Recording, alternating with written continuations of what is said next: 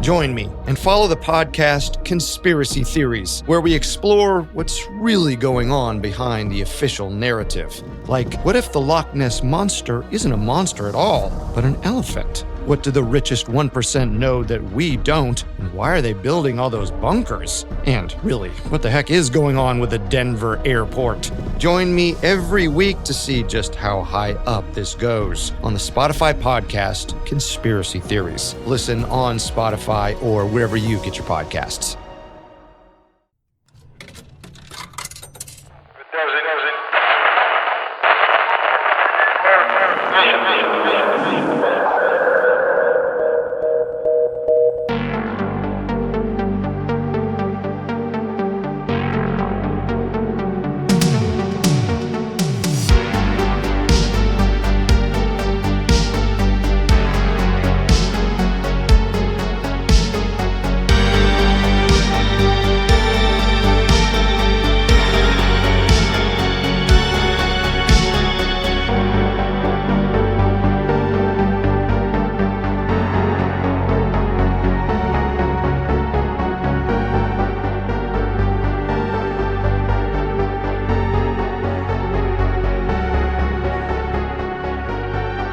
Good evening and welcome to Monsters Among Us. I am your guide, Derek Hayes. Howdy everyone, and a big thanks for swinging by here this evening. I have quite the show lined up for you. Now tonight's theme is one that is sure to touch a lot of hearts. But don't be fooled, not every story told tonight will be cute and cuddly. Now, if you haven't guessed it yet, I'll go ahead and spill the beans. Tonight's theme is cats and dogs. Those lovable little critters we share our home with. Those furry family members that keep our spirits high and our furniture covered in hair. But, like I'd mentioned, not all of tonight's calls are going to be positive. You'll see what I mean as tonight's program progresses. But first, let me play a story that I think most of you expect to hear tonight. Stories about pets that have returned from the afterlife. Beginning with Ben, who is calling in from the state of Wisconsin. Hey Derek, my name is Ben. I'm from Madison, Wisconsin. You just posted a podcast on animals that visit, and your podcast made me remember a story that happened about 5 years ago. I think it was during the pandemic when it first hit in 2020. My husband and I lost a cat who was 18 years old. Her name was Rocky. She was awesome. She was my husband's cat. And she was one of 3 cats that we had at the time. And we were so lucky to know that she made it to 18 and lived a really awesome life with her other cat. And the day that she died, it was 3 a.m, of course, the witching hour. But we lost her at home. She passed in our arms, and she passed, and we went to bed, and we buried her the next day. And my husband said, "What do you want to do?" It was a Sunday. I said, we got to get out of the house. I can't be in here. Just the vibe is weird. The house feels weird without her. And the other 2 cats were acting weird. And he said, all right, let's go out for some brunch and just get out of the house. I said, okay. We have a pretty small house, about 700 square feet. And he was in the back bedroom getting ready. And I was in the living room, already dressed, ready to go. And I was putting makeup on. I had my little handheld mirror. And I was just putting the final touches on, which if you're a girl, you know is usually like mascara, blush. And so I was looking up and had my mirror held up. And I was putting my mascara on, and I had my legs crossed. And I felt one of the cats brush up against my leg, that distinct feeling when they push their butt, into you and brush up. And I thought, oh, the cats are just acting so sad right now. They know that something's weird. And so I still had my head up and putting my mascara on. I said, it's okay, Cece, one of the other cats. And my husband yelled from the back room. He said, hon, who are you talking to? And I go, one of the cats. And he goes, they're both back here with me. So I don't know.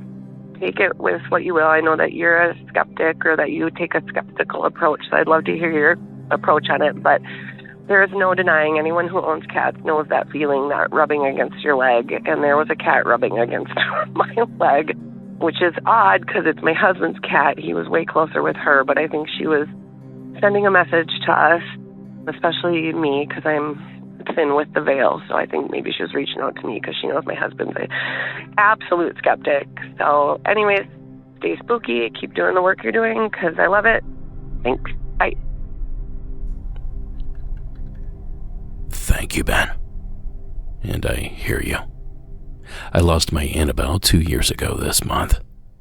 Now, we had 9.5 good years with her, but that was not nearly enough. And I'll tell you, to this day, I swear I still see her from time to time, slinking in the shadows, darting across the hall, or roaming through our darkened living room. And yes, I am a skeptic, but I'm also open-minded enough to question when strange things like that happen. Besides, I'd believe in almost anything if it brought Annie back to us. So I get exactly where you're coming from, Ben. And we thank you again for sharing the phone call. Now, folks, it's not just cats that seem to come back. The family pooch has also been known to do the exact same thing. With a perfect example, please welcome Tyler out of the Sunshine State of Florida. Hey Derek, this is Tyler from Florida. I've been listening to your show for a while and I finally thought it was time for me to call in. Well, I don't really hear a lot of stories about pets on your show, but I have a story that's kind of crazy that maybe a lot of people can relate to. Well, I had a puppy and my puppy passed away, and a couple of days afterwards I would hear like the sound the puppy would make, and it would sound like it was a room away, and I would hear it on days on end, and I thought I was going crazy. I thought, I know I can't be hearing this puppy that I just buried outside, and it was crazy. Then I went and asked my girlfriend, I asked my sister-in-law, and they all told me that they would hear the same noise on days on end. So then that's how I knew that I wasn't tripping and it had to be real. And you know how we can come back and maybe keep watch over our loved ones or stuff like that. Maybe pets as well can too. Well, now I know they can. But yeah, that's basically my story, and thank you for your podcast. It helps me so much at work, get through these long hours. Thank you again. Thank you, Tyler. See, another perfect example. And I have many more examples just like these coming up throughout the episode. But before we can visit those extraordinary stories, a quick word from tonight's sponsors. Take hot water, you put it in a cup. Tonight, why but 21st century not? Call off the surge and head. Now, before we move on to other topics regarding cats and dogs, I have a couple more stories just like Ben and Tyler's that I'd like to share with you. Joining us from the state of Texas, please welcome Elizabeth to the program. Hello, I'm calling for your animal special. My name's Elizabeth and I'm from Texas, and this is regarding my cat who passed away several years ago. She was a beautiful tabby named Buttons. Anyhow, we had to unfortunately put her down due to health reasons, and we were very close. She would follow me around everywhere. But anyhow, so the following day after she passed, I was, of course, really upset. I was in bed crying.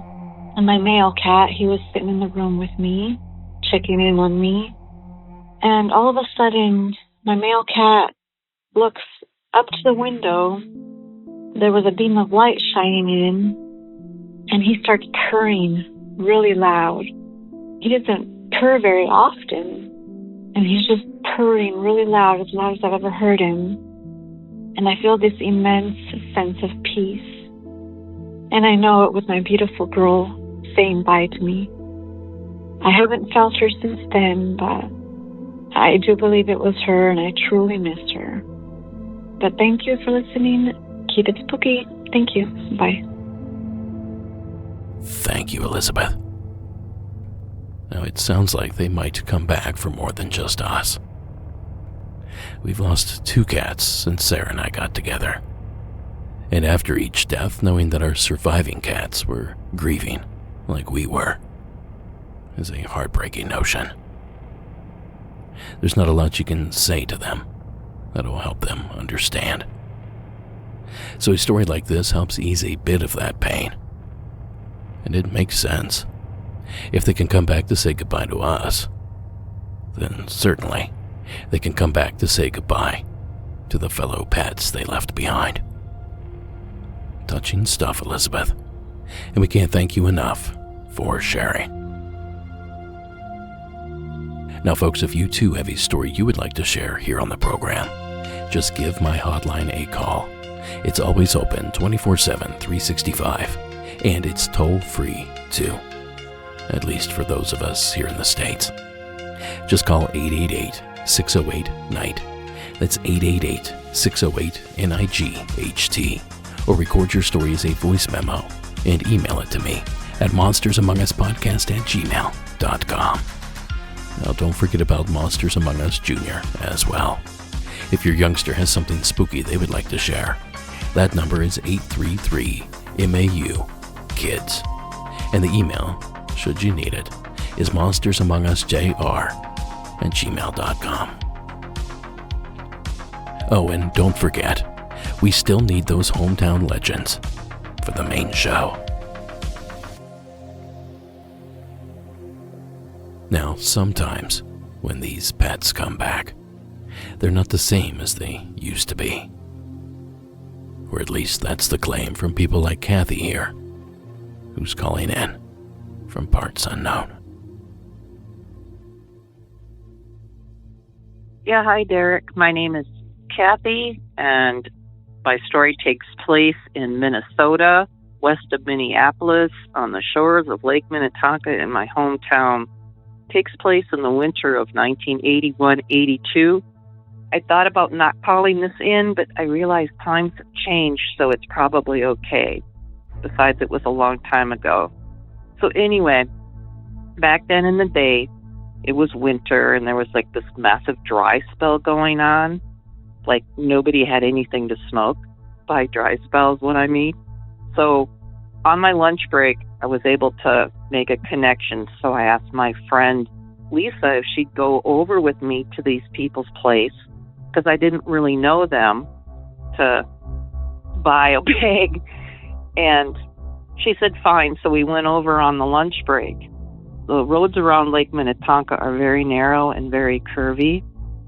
So when you pull up to this house, it's like right on the road. You kind of got to pull off to the one side, but the front door's like right there.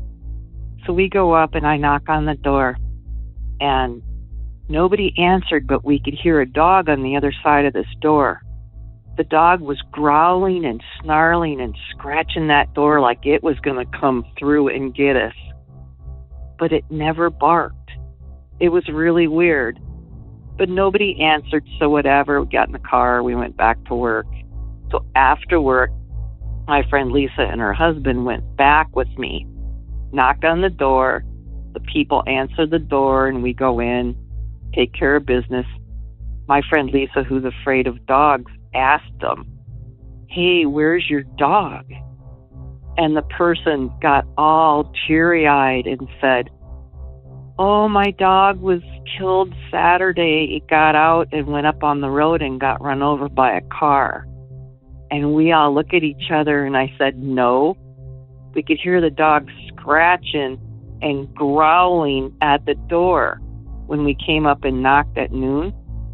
And the person looks at us and said, "Yeah, the neighbors have said they've heard the dog too, but I haven't heard it at all."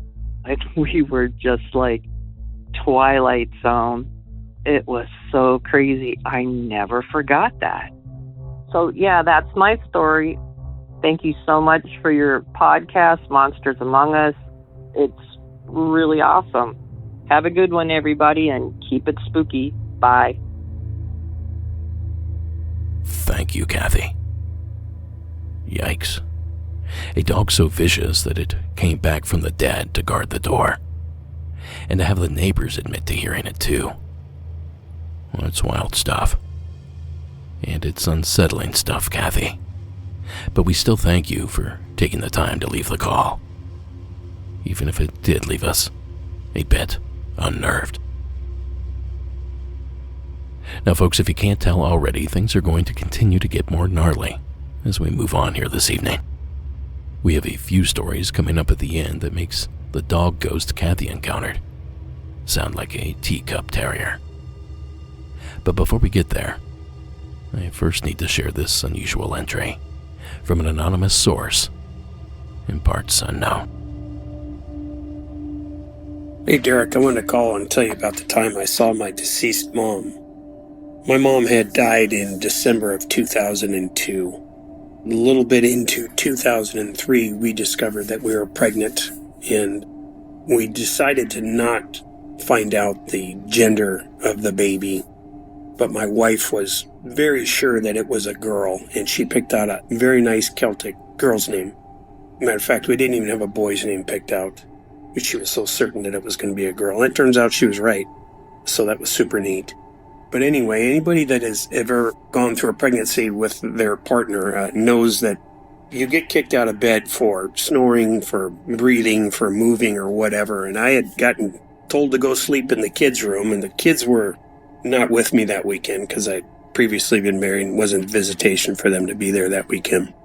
So the bed that they had was a double bed on the bottom and a single bed on top. And so I was sleeping on the bottom, and I was sleeping peacefully, and I woke up, and my mom was standing 4 or 5 feet away from me, and I thought I was dreaming. I said, "Am I dreaming?" And she said, "No, you're not."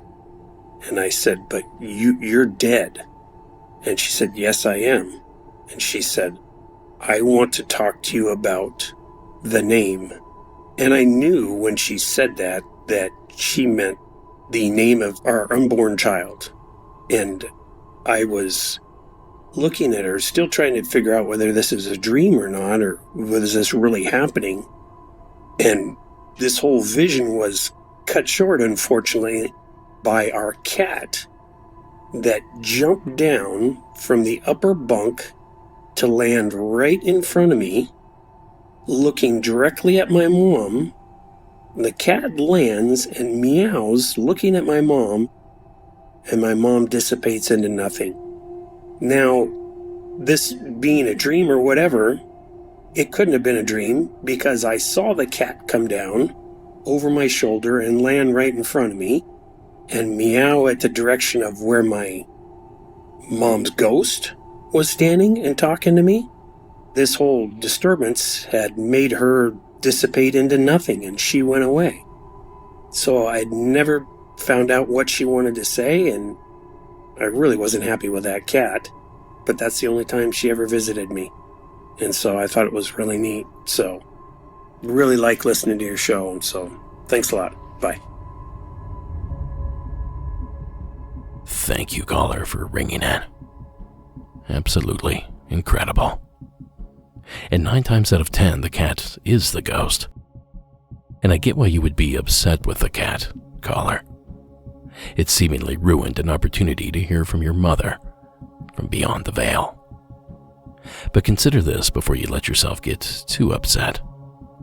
We hear all the time about mimicry in the paranormal world.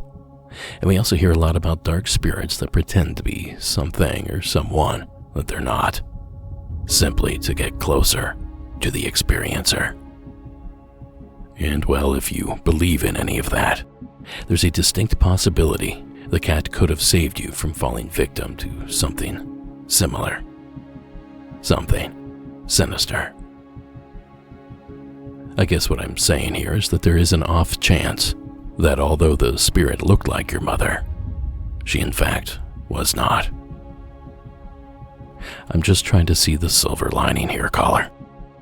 Regardless, it was an amazing story, and I too want to know what she had to say about the name.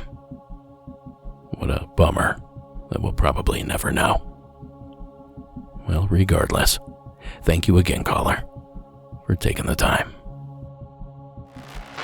And our presenting sponsor, Scott.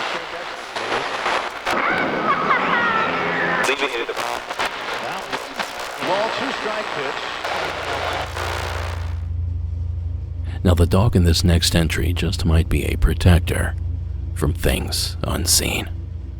Welcome, Ash, to tonight's program. Hi, my name is Ash. So this story takes place around the Four Corner area, 2 hours away from Albuquerque. But this happened, I believe, back in 2017 or 2018. I believe I was a sophomore or junior in high school. I literally lived middle of nowhere. Like, in front of my house are like these giant rocks. And behind these giant rocks is this mountain. Well, I don't know if you would call it a mountain. It's like just full of trees, and I really don't know what's back there, but it's just all covered in trees. Anyways, so basically, we were getting a lot of report sightings of Bigfoot at our local newspaper, and I remember it was very quiet. On the reservation, is very, very quiet. Lots of dogs, because this will matter later in the story. So I remember it was very quiet. I was just chilling in my grandma's room, and my aunt was in her room, and she was, like, doing her thing. She, like, was playing music off of her TV and stuff. And then I heard her say, Ashley, like, come here. So then I go into the room, and I'm like, what? Her music on her TV was paused. And, like, her window, I should say, it faces towards, like, the rock/mountain, like I was saying earlier. And she was just kind of, like, standing there, and I didn't know why she was just standing there. And I was like, what? And she was like, listen. And so then I was listening next to the window, maybe for a good 2 minutes. And all of a sudden, you hear, like, this really, like, roar or whatever that Bigfoot noise they make. Like, it was so, like, bone-chilling. Like, literally, like, my whole body just froze. It was like a, whoa, like, it was just so loud. I think it happened like 2 or 3 times. But I should say, before he did roar, the dogs in the neighborhood were barking like crazy. And then when he did start to roar, the dogs just went completely quiet, like the whole neighborhood. And I thought that was pretty freaky. So yeah, thanks again. Keep up the good work. And yeah, have a nice day. I wonder what that could have been. Bigfoot, Dogman, or dare I say, Skinwalker. Or possibly a known animal to the area. Now, cougars or mountain lions do live in the area, but I don't know that their roar really fits the description that Ash gave. But a jaguar's roar certainly does. And believe it or not, those enormous big cats are spotted in the land of enchantment from time to time. Although it has been a spell since the last confirmed sighting in the state of New Mexico, which occurred all the way back in 1996.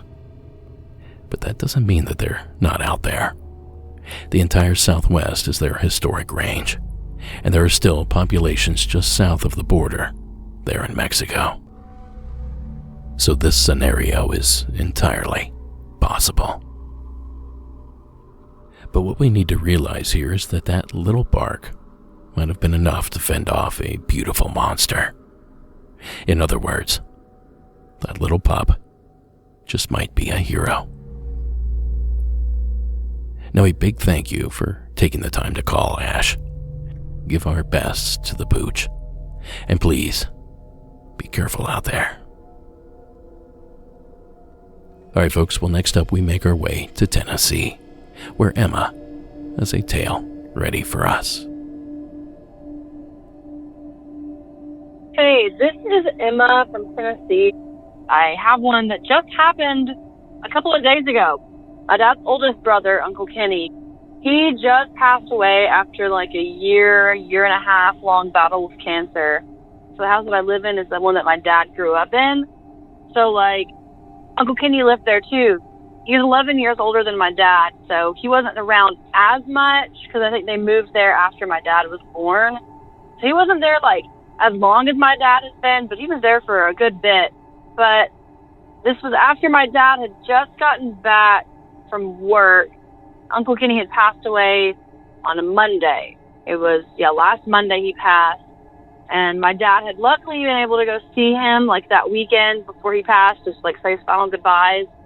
So Dad got home from work, and he was taking a nap on the couch. I was in the living room with him, and we were just talking. He was like, I think I'm going to take a nap. So I was like, okay. I turned the TV on, had it on. Like, I think I started to, like, Ghost Adventures on Travel Channel, and Dad was, like, just kind of drifting off. He hadn't quite fallen asleep yet. My dog was in my lap in the chair, and Dad he saw what I was watching, what I turned on, and he kind of, like, chuckled a little bit. And it freaked out my dog, because I think she was kind of asleep, and, like, it startled her, so she kind of, like, woke up and did her little, like, bark, like, a little, like, gruff kind of thing, and then she calmed down for a second, and then she looked in the corner, like, right behind my dad. She wasn't looking at the couch. She wasn't looking at, like, the doorway that's behind the couch. She was looking, like, at the wall right behind the couch, right next to where my dad's head was.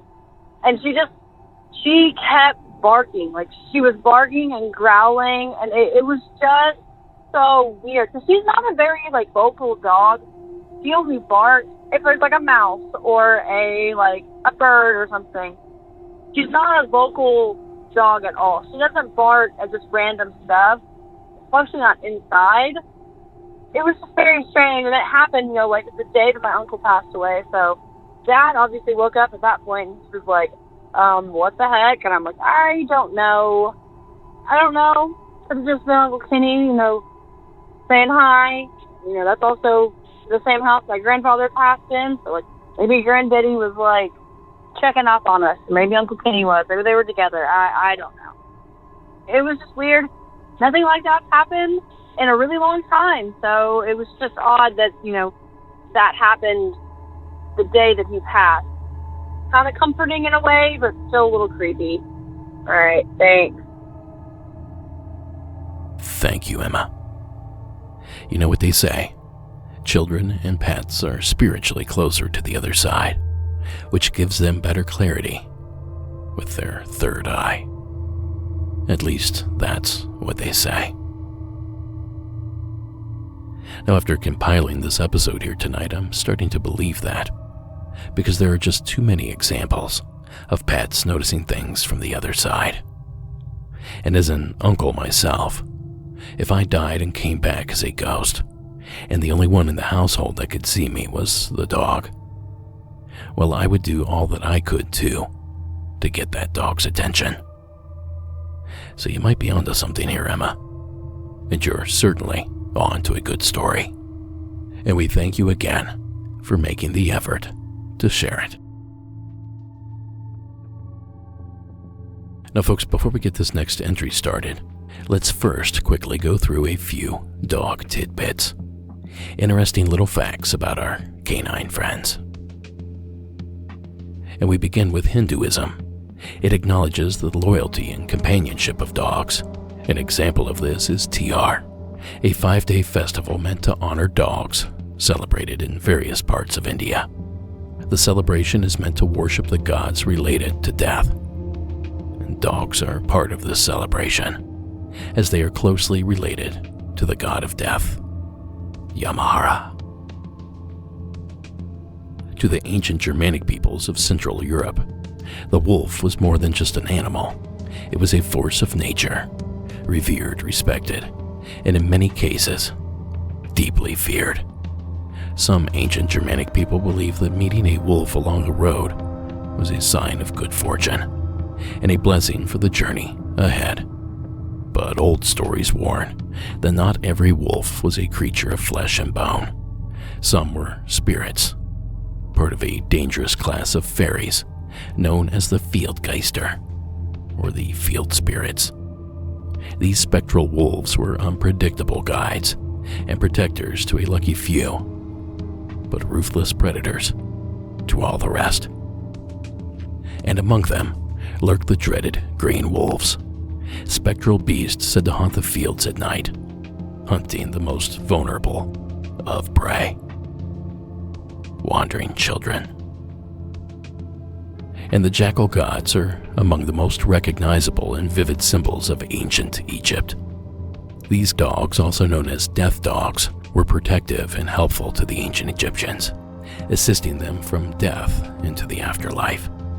Anubis, the jackal-headed human-bodied god of death, was specifically prevalent in the culture. And did you know that Devin is here from North Carolina, and he has a puzzling story about a dog that will leave you pondering for days? Take it away, Devin. Hey, Derek, this is Devin from North Carolina, and I kind of wanted to send you this story because I'm not exactly sure how to classify it, whether it's a Mandela effect or a time slip, or maybe I'm just going crazy. So maybe you can give me some input here, but my wife and I have been living in our development now for about 4 years, and our development is a big circle, so you could start walking from our house and end up back at our house.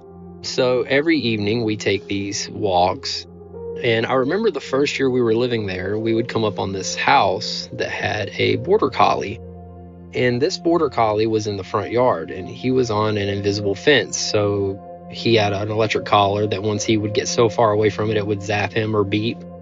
And this dog was a very aggressive dog. He would snarl at you, he would growl and bark and foam at the mouth, and you could tell like he wasn't a friendly dog. And I always remember telling my wife, like, man, if this dog ever gets off, like, we are screwed here. And so the other night we were taking a walk, and we were walking with some neighbors that have been in development just as long as we have. And out of nowhere, we'd come up on this house. I just kind of was like, hey, do you guys remember the black and white border collie that used to live here? He was real aggressive. And without missing a beat, they all three looked at me and said, what are you talking about? What border collie? And I kind of stopped and like looked at them for a second, waiting on them to kind of be like, oh, we're just joking with you. Like, yeah, we remember. But they didn't. Like, they had a genuine look of confusion on their face. And so I was like, you guys don't remember this border collie at all? And they legit, like, they were like, no, we don't. Like, what are you talking about? So for the rest of the walk, I had spent like trying to convince them that there was this black and white border collie that lived at this house that was like really aggressive. And they still didn't have any idea what I was talking about. So we had got back to the house that evening, and my wife and I, we were watching TV, and I was still like pressing her, like, how do you not remember this dog? Like, we were walking together and talked about this dog together.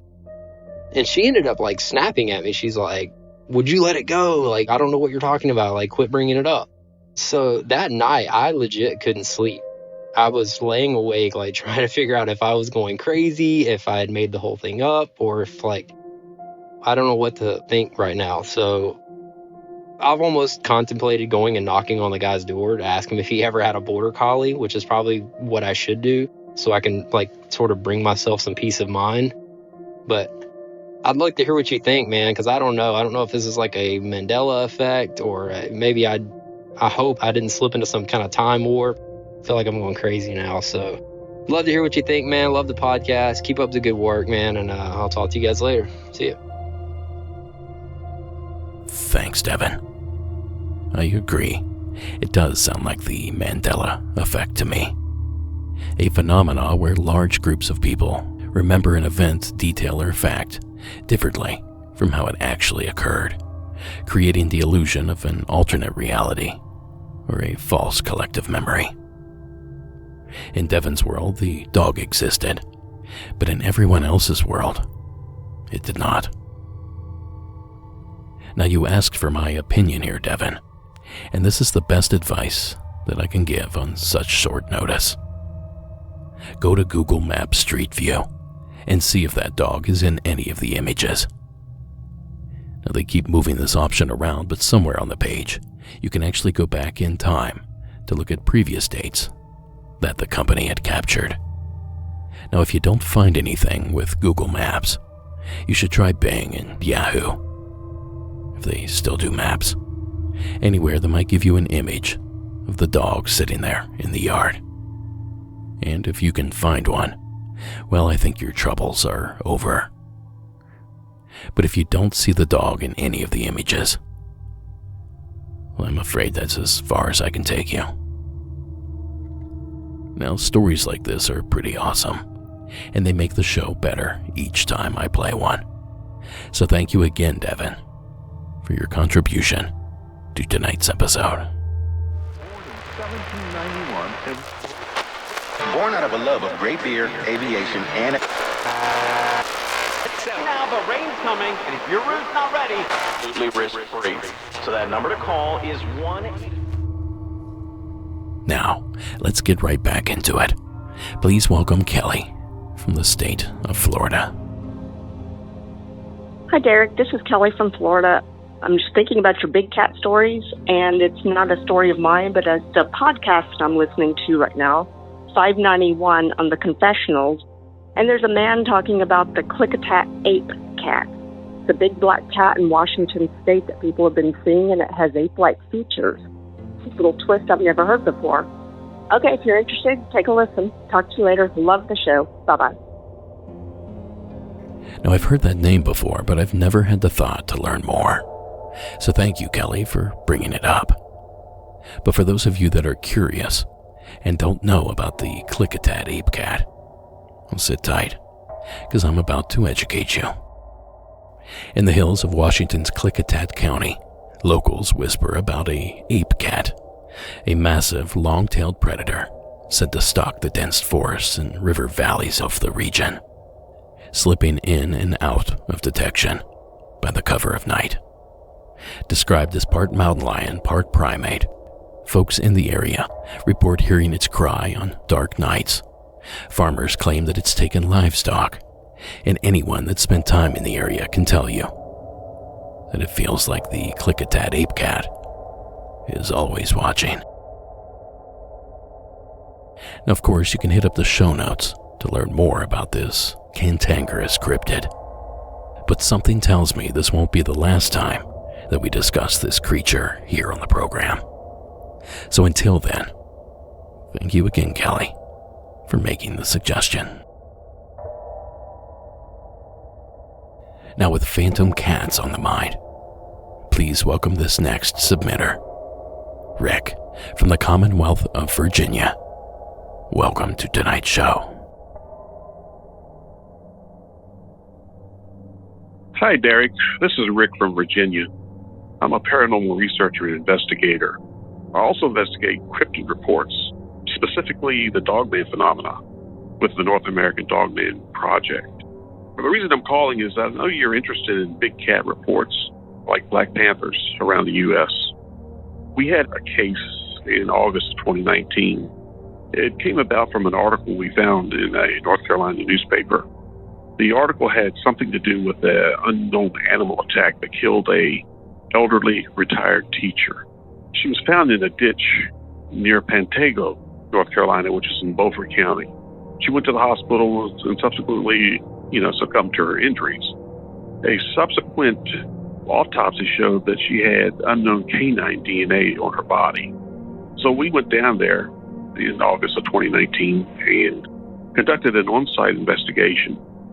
As part of that on-site investigation, we looked at a local wildlife management area not far from the kill site. While in this management area, we found some rather unusual footprints on a dirt road. I took photographs of these footprints with scale, and they appeared to be from a big cat. I took the photographs and sent them to a wildlife biologist that we know, and he said that they were definitely from a big cat, a very large cat because of the size of the prints. We've also did some more research and found that residents in the area have been reporting a black panther-type creature roaming the wooded areas. So I'm wondering if this attack was a result of this panther or a large cat rather than a canine-type creature. I'm going to send you the link to the news article as well as photographs of these footprints to scale. You make up your own mind. Anyway, thanks for a great podcast. You're doing a good job. Keep up the good work. Take care and see you later. Bye. Thank you, Rick. Absolutely brutal. I remember this attack and how tragic it was.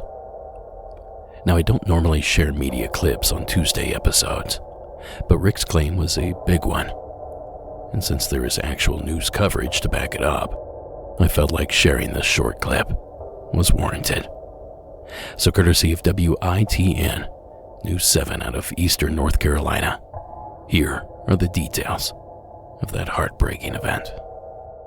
77-year-old Brenda Hamilton was killed back on February 15th while she was walking on Indian Run Road outside of Pantego. She was in her 51st year of teaching at Pungo Christian School Academy. Deputies say that Hamilton was found in a ditch, submerged in water to her shoulders. Neighbors awakened by their barking dogs found them near Hamilton and alerted authorities. She died several days later. Now, from what I hear, the DNA tests have come back with a positive match to a canine. But exactly which canine and what kind, they still do not know, leaving a few to suspect a dogman attack, if I'm understanding the claims correctly. Now, I did look for those photographs that Rick said he sent in, but I was not able to locate it in the sea of emails in my inbox. But if I somehow missed it, Rick, I'm sorry. But if you could resubmit it, I'll be sure to post it up in the show notes. Like I said, it's wild and heartbreaking stuff, Rick. And we thank you again for not only investigating this event, but for sharing the story as well. Well, I have one more story to share before our final ad break of the evening. So let's bring back Mac, all the way from Illinois. Hey, Derek. This is Mac from Central Illinois. At the time, it was about 98. I had just come in to start my shift at work, and some of my coworkers were talking about a friend of one of theirs who was an insurance adjuster. This insurance adjuster had taken some pictures of a vehicle that was taken to the shop, and most of the pictures, there was nothing out of the ordinary. Unfortunately, I did not get to see these pictures because I had just walked in after the guy had left. I was only hearing the description of what was going on. But apparently, he was looking through the pictures and saw something that wasn't there when he took the pictures. Like I said, most of them were just damage of the car, but there was 5 pictures, they said, from the front of the car looking in. And inside the car, in 5 of these pictures, was what they described as basically a devil dog of some kind. The first picture, it was in the driver's seat of the car, is looking out. And then as the next 4 pictures progress, let's call it an entity, I guess, had made a half circle. And then by the last picture, it disappeared. I thought that was very interesting, and I really wish I could have seen those pictures, but I was just a little late. And they were kind of unwilling to talk about it anymore after that, which made me kind of skeptical on that, but still very interesting if it really was true. Have a good one. Thanks, Mac. I too would love to see these pictures. A devil dog. I wonder what the association was there. One's imagination could drive you crazy, trying to place the connections. Perhaps the dog was involved in the accident somehow, or perhaps it was a passenger in the vehicle that had crashed. Or maybe there's something tied to the construction of the vehicle, or maybe the land in which the junked car was sitting. Whatever it was, like I said, I too wish I could have laid eyes on it. But despite that, we thank you, Mac, for sharing the phone call. And if you ever happen to come across those photographs, by all means, send them in. Give it to you again. My hometown. Gary, nice to meet you. Thank you. Starting to look the way we thought it was going to look. And we're back. And I have a couple more creepy cats and dogs to share with you here tonight. Do you remember a while back when I said that spirits like to imitate, mimic, and copy the living? Well, here with a prime example is James, out of the state of Alabama. Hi, my name's James Campos. I recently moved from California to Alabama, May 9th, 2024, officially moved. I moved with my wife and my son at the time. I had another son in November 2024. When we moved from California, I moved with my dad. In California, I never, lived near the woods. It was mostly like suburban life, neighbor after neighbor. They didn't really have so much open land before. 6 months after I moved from California to Alabama, I ended up getting my own place about an hour away from my dad. My dad lives about 45 minutes from Huntsville. I live about an hour away from a town called Town Creek. So on my property, I have 5.7 acres of land. Like I said before, I never experienced so much land before, never got a chance to live near the woods. So a lot of these experiences that I'm having are new. So this was on a Sunday. I moved in on a Friday. I was unpacking things, getting everything situated on Saturday and Sunday.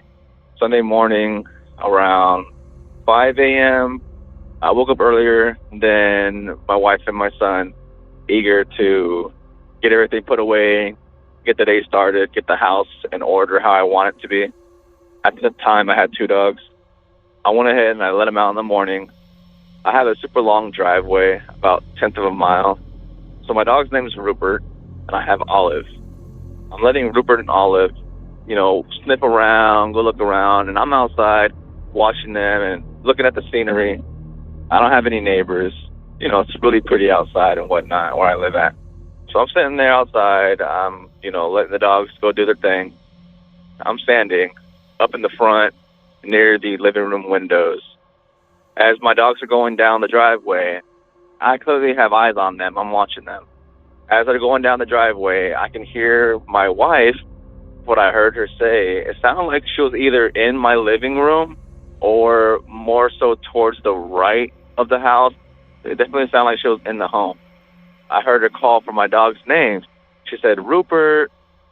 And I looked back, and I didn't see her in the living room, but I kind of called back to her, and I said, hey, don't worry about it.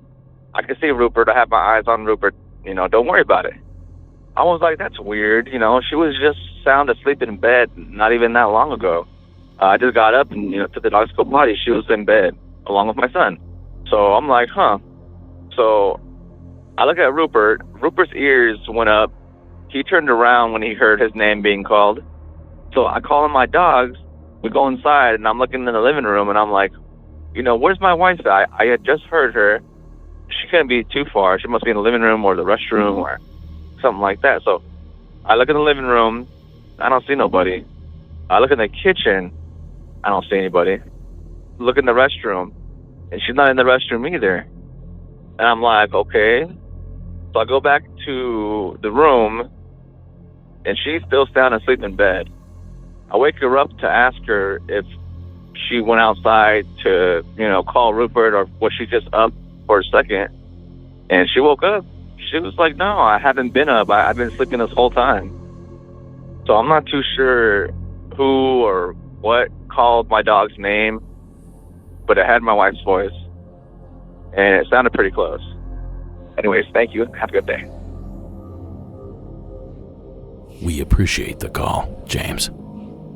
And listen, the best case scenario here is probably one of those ghost of the living situations.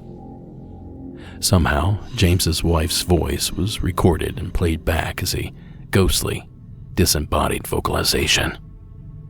A suburban version of the stone tape theory, perhaps, for those of you that are familiar with that concept.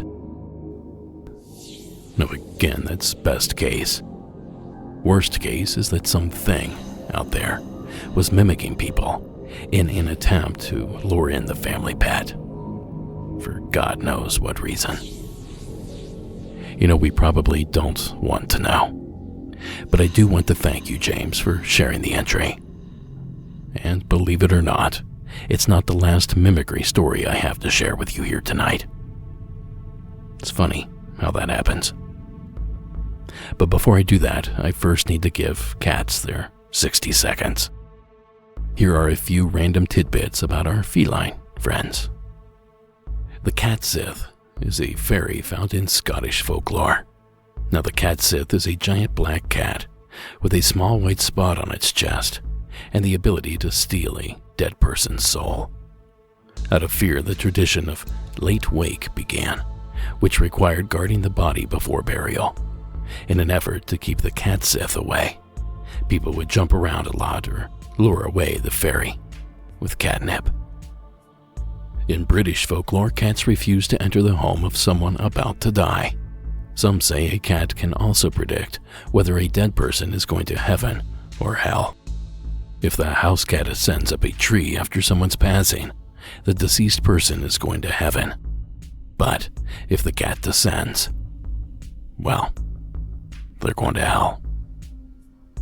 And in Japanese culture, black cats are a symbol of good luck, and they are viewed as particularly important to single women, as having a black cat is believed to lure in many fine suitors. In Russia, all cats are viewed as lucky.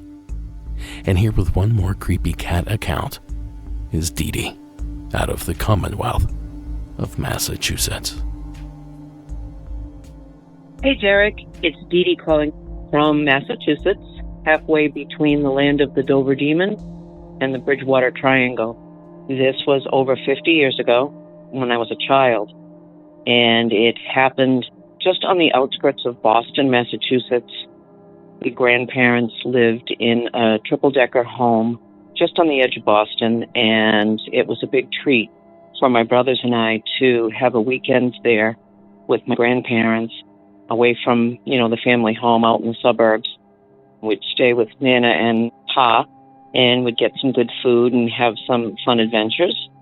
Well, this was a night when I was sleeping in a back bedroom off the kitchen of their home, and this bedroom also opened up onto a stone patio that was on the second floor. They lived on the second floor, and it was over a little courtyard of, cement in the backyard where they had a clothesline that they would hang their clothes, and it was almost like a little balcony. They called it the piazza, and this bedroom opened onto the piazza. So it was a small bedroom, and I was tucked into bed, fairly early in the evening, and I'd lay there for maybe an hour or so, kind of thinking of what I was going to do the next day, and, just things that a kid thinks of when they're about, 10 or 11 years old. And I was feeling quite happy and comfortable. I wasn't nervous or, frightened in any way. And as I was laying there, just kind of, replaying the events of the day and thinking about the day to come, I suddenly heard somebody call my name. And it seemed to be coming from out on this stone piazza. And it was almost like a stage whisper, a loud whisper of my name. And at first I was intrigued. And then the second time I heard it, I became frightened. I don't really know why, but I knew that no one in the neighborhood really knew my name. It was kind of a city neighborhood, and nobody really knew me or knew that I was there necessarily. So it was a little frightening. And at that time in my life, I was very fond of animals, and my mom did not like animals, and particularly any kind of fur-bearing animal. Well, I was in love with cats and dogs, and cats especially at that time, and I desperately wanted a cat for a pet, but my mom would not allow it. And that's just a little backstory to let you know what happened next. The voice that called my name twice suddenly started to make a meowing sound. Meow, meow, meow. Also emanating from this piazza area that was outside the bedroom, as though it were luring me to go out there. At this point, I knew something was up, something that wasn't normal or natural, and I knew it wasn't a cat, but something imitating a cat. And I was instantly terrified to the point where I suddenly felt paralyzed with fear. I scrunched down underneath the covers and pulled the blankets and sheets as high above my head as I could, and I got down into the middle portion of the bed, and I could barely breathe, but I started to pray. I just started to pray, please, please, whatever this is, God, make it go away, please, please, God, make it go away. And the next thing I knew, I woke up and it was morning. So I went out into the kitchen area where Nana and Pa were, and I started to tell them what had happened during the night. And as I spoke, I looked at my grandmother's face, and she looked terrified. She was looking at my grandfather, and she just had the most frightened look on her face. And my grandfather said, "Now, Nell, don't be scaring her." And then he looked at me and he said, "Don't listen to your grandmother. She's from the old country. She believes in the little people. Don't listen to her now." So my grandmother and grandfather just looked at each other, and they both had nervous looks on their face, and my grandmother began to tell me a story. When she had first come to this country from Ireland and married my grandfather, they lived in this same house where my story takes place.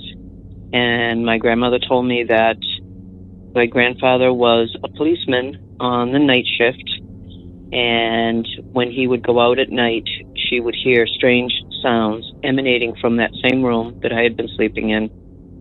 She would hear footsteps, and she had a small dog at the time, and the dog would growl and refuse to go in the room. He would bark at the room occasionally, and night after night, my grandmother would hear footsteps. So being religious, strict Catholic from Ireland, the thing to do was to call the local priest. And they did that. They called the priest. He came, blessed the house, and after that night, it continued. The strange sounds, the noises, the footsteps continued to happen. And finally, the passageway between that room and the room where the footsteps seemed to be going had been boarded up. And my grandmother hung a picture of her favorite saint, Saint Teresa, over the doorway. And eventually the sound stopped. Now, I should tell you that I come from a large Irish Catholic family, and I have 5 brothers and a sister. 2 or 3 of my brothers had also stayed over for the weekend, at various times throughout the years in that same room, and nothing happened. They didn't sense anything. They didn't hear any voices, nothing. And it was just me. But from the look on my grandmother's face when I told her what had happened, I knew that I wasn't imagining things. And from my grandfather's reaction also, he was telling her to not tell me anything and that she would frighten me. And I felt as though that was him trying to calm the fears of a child, but that he knew also that something strange had happened.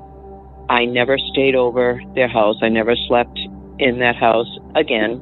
So that was the first and last time that I spent the night in that house. And I felt strongly that whatever happened to me was not normal and was supernatural in nature. So thanks, Derek. I'm a huge fan. I've been listening to your show for years now. I really appreciate what you do. Thanks so much. Bye-bye.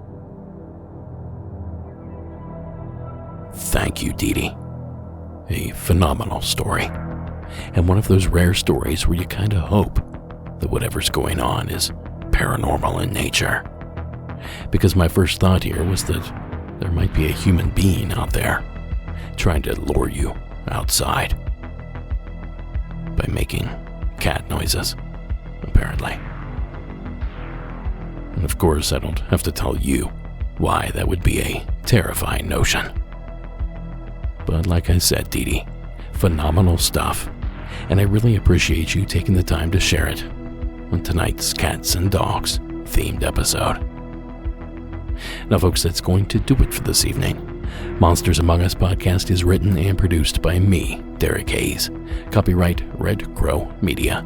Additional support is provided by Sarah Carter Hayes, Delaney Powers, and Connor Ryan. All media used in this production is done so under the protection of fair use.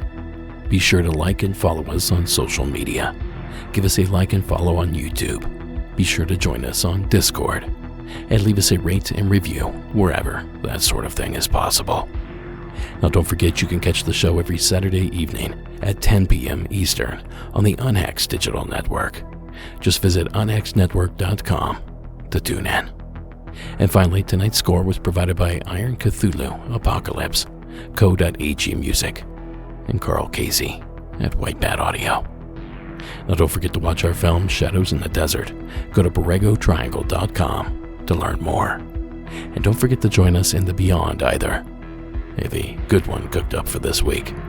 Just visit monstersamonguspodcast.com and click the Patreon tab. Alright folks, I'm out of here for the evening. A big thanks to everyone that helped make this episode possible, and an even bigger thanks to you for giving it a listen. And I'll see you all on Thursday with a brand new installment. But until then, keep it spooky and have a good night.